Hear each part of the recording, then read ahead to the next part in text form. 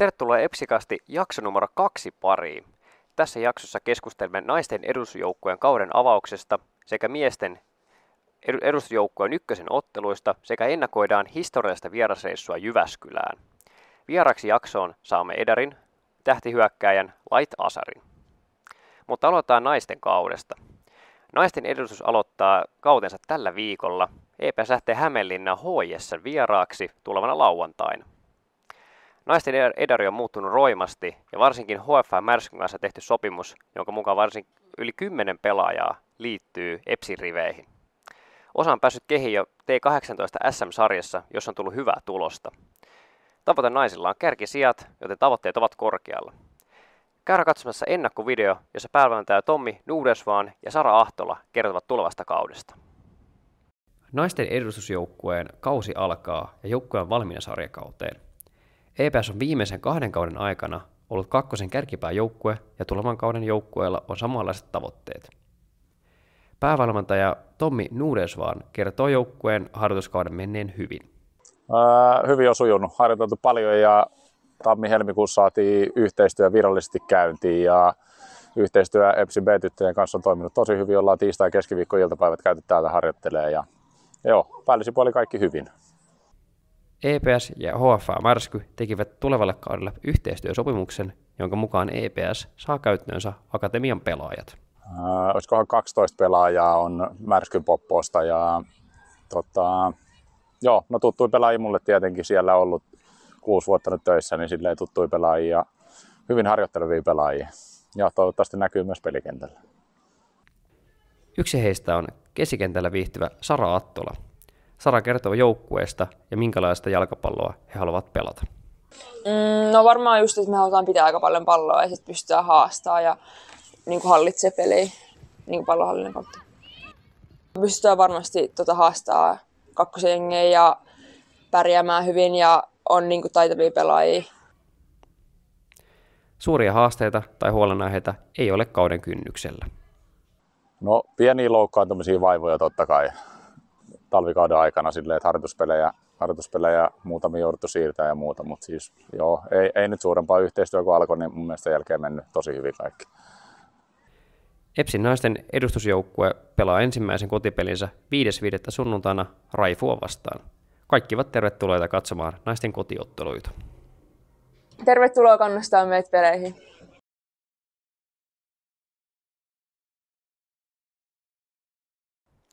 Siinä oli naisten ennakko kattavasti. Tsemppiä naisille kauden avaukseen Hämeenlinnaan. Aika siirtyä miesten osioon.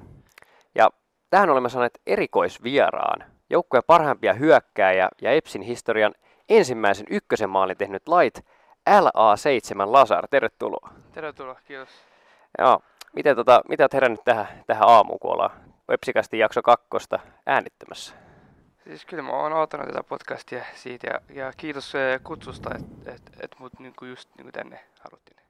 Joo, ootko paljon ollut tämmöisissä, et ole varmaan koskaan ollut mukana tämmöisissä? En oo kyllä koskaan ollut tommosessa, tää on just mun eka kerta. No niin, mutta kerta se on ensimmäinenkin. Pohjustetaan vähän tämän päivän aihetta, eli käydään läpi viimeistä 2 ykkösen ottelua, mitä ollaan pelattu. Eli ensimmäisessä ottelussa joukkue kärsi tappion Oulun Luistiseuralle lukemin 0-1 ja välissä Suomen Cupin matsi Lepaa vastaan, josta tuli 1-3 voittoja.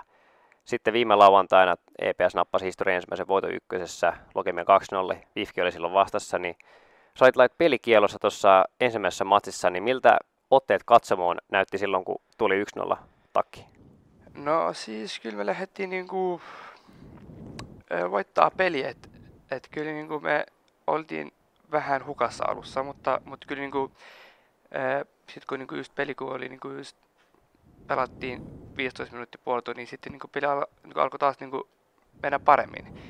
Mutta sitten taas kyllä se peli oli meidän kädessä, mutta just pelattiin alivoimalla ja vastustaja sai siitä hyötyä ja teki sen 1-0, mutta kyllä sen jälkeen vaikka meillä oli alavoimalla, niin meillä oli silti paikka ja peli olisi pitänyt ehkä päättyä tasapeliä.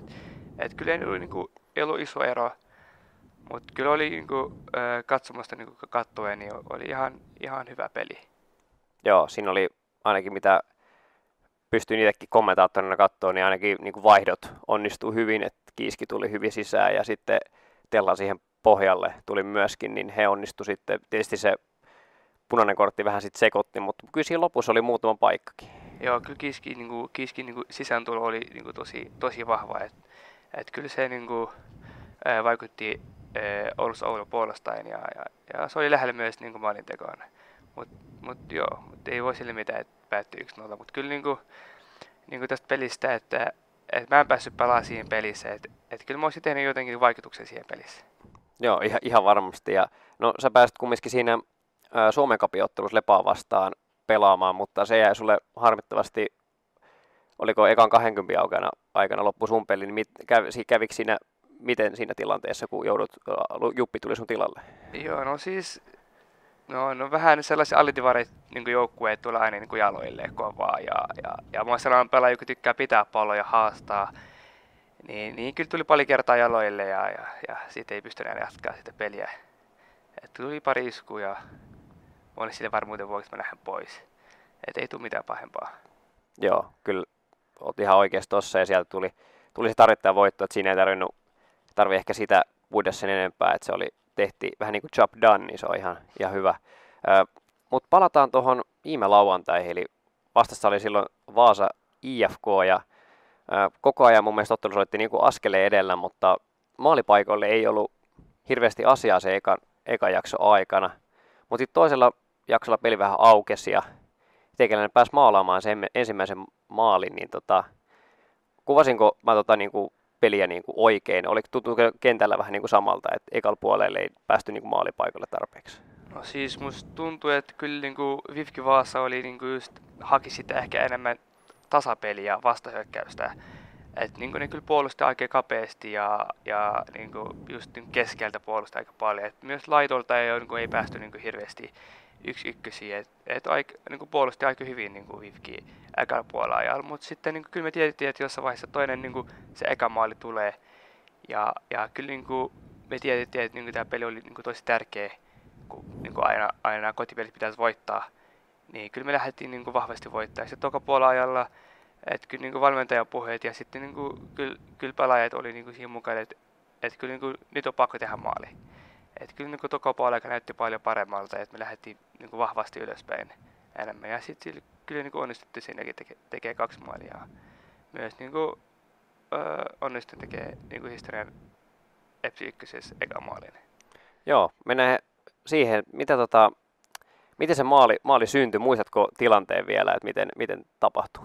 Siis, joo, Kiiski syötti Jupille siinä niin laidassa ja sitten Juppi pääsi siihen niin just ohittaa sen ekan pelaajan laidasta ja jotenkin kävi siinä, että maalivahti tuli vastaan ja jotenkin niin Juppi sai niin maalivahtin käden alta sen syötön ja sitten mä pääsin niin viimeistelemään siitä maalia ja kyllä oli, niin vaikka oli niin pari pelaajaa viivaa, niin kyllä niin mä osuin siihen hyvin ja onneksi päästin johtoon. Joo, se oli, ja sitten toinen maali, niin oliko Hassan Masud siellä laidassa riisti liukutaklauksella pallon, ja mun mielestä oli hyvät liikkeet siellä boksissa, että sä et aivan vapaaksi sinne takatolpalle, ja sitten sä pääsit pistää tyhjiin, ja siinä oli 75 minuuttia pelattu, niin se oli aika lailla lopullinen niitti sille pelille. Ja just näin, Masu teki tosi hyvä duuni siinä, niin just sitä, mitä valmentaja tekee, että kyllä vaihtot on ollut tosi vahvoja sisääntulossa, että kyllä ne on ollut energisiä ja haluan näyttää, että ne kuuluu myös avaukseen. Ja kyllä Massu teki hyvää duunia siinä ja syötti hyvän syöttön, mutta oli helppo siitä viimeistellä maaliin. Joo, ja sitten mikä on ehkä merkittävä on se, että kuinka paljon se avauskokoonpano muuttui siitä ekasta ykkösen pelistä siihen toiseen, että jos nopeasti laskee, että siellä oli Osku ja sitten oliko puolustuslinjasta ABD oli ja sitten Juppi, niin olisiko siinä jopa niin kuin koko avaus melkein vaihtunut, koska sieltä Ameri tuli pelikielosta myös ja sä tulit pelikielosta ja Kiiski oli avauksessa kärjessä, taisi Dalfors olla myös avauksessa, mutta sanotaan näin, että 60% avauksista muuttui, niin se on ihan hyvä, että pystytte niin kuin muuntautumaan tolleen. Joo, siis kyllä oli puolet koko panosta melkein ihan eri kuin siinä ekassa pelissä. Ja toi on hyvä, että pystytään kaikilla pelaajilla niin pelataan. Että vaikka olisi niin joku poissa tai niin loukkaantuisi, niin kyllä niin meillä on niin sellaisia pelaajia, ketkä niin pystyisi pelaamaan siinä samassa niin tasossa. Kyllä. Kuinka tärkeä voitto oli henkisesti joukkueelle? Se oli aika hienoin, tuntuu aika hyvältä, niin kuin varmaan semmoinen lähti Apidan niskasta, teillä oli hyvät fania kävitte kiittämässä ja kopissa oli hyvä meininki, niin oliko se henkisesti kuinka iso voitto?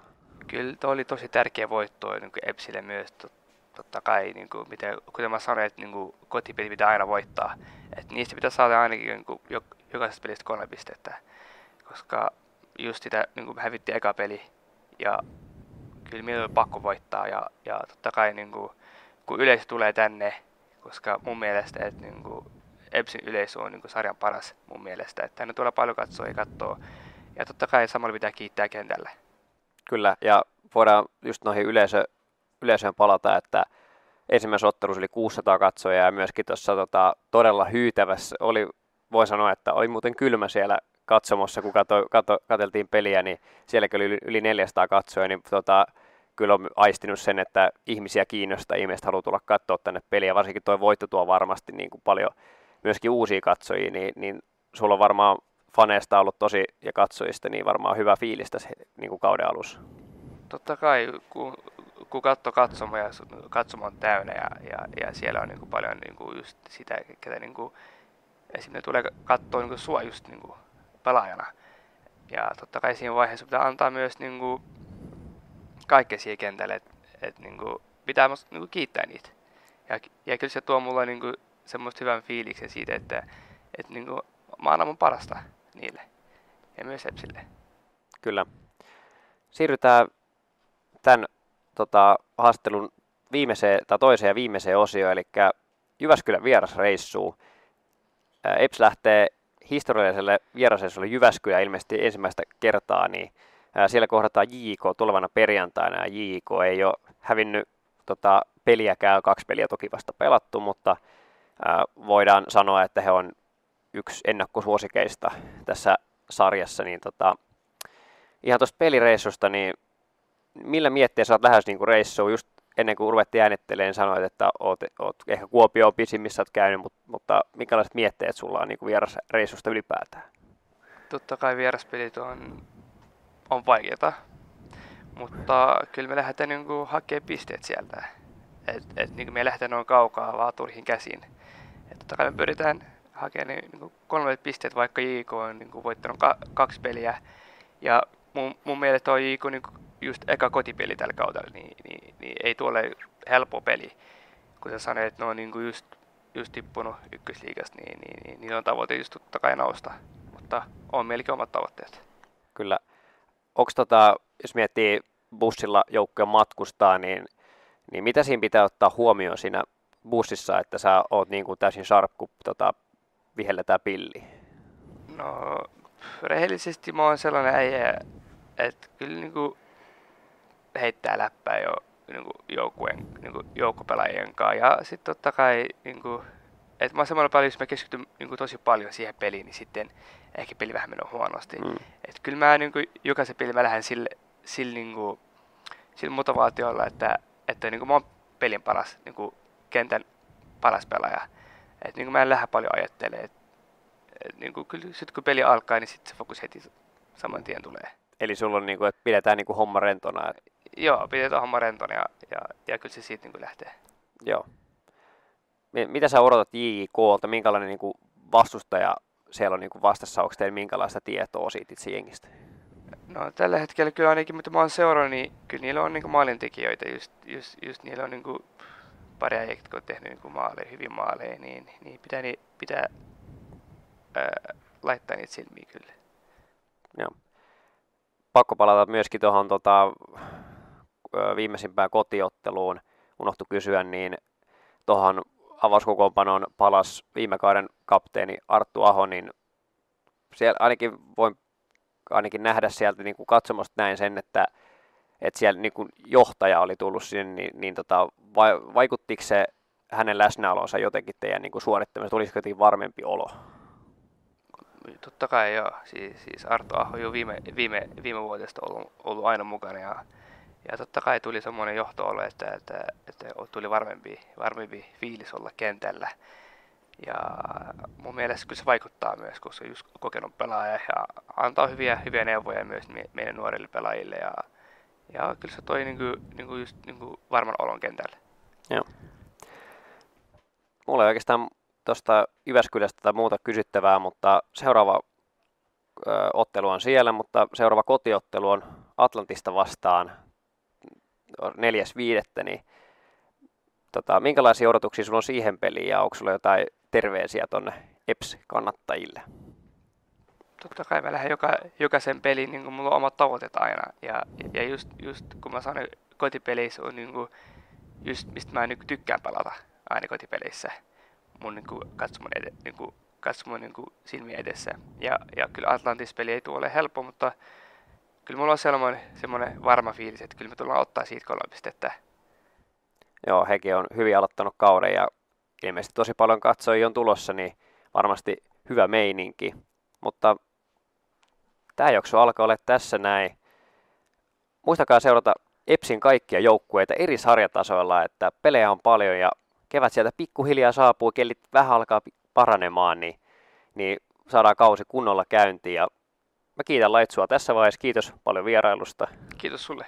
Ja me palataan seuraavan jakson merkeissä. Oikein loistavaa päivää jatkoa kaikille.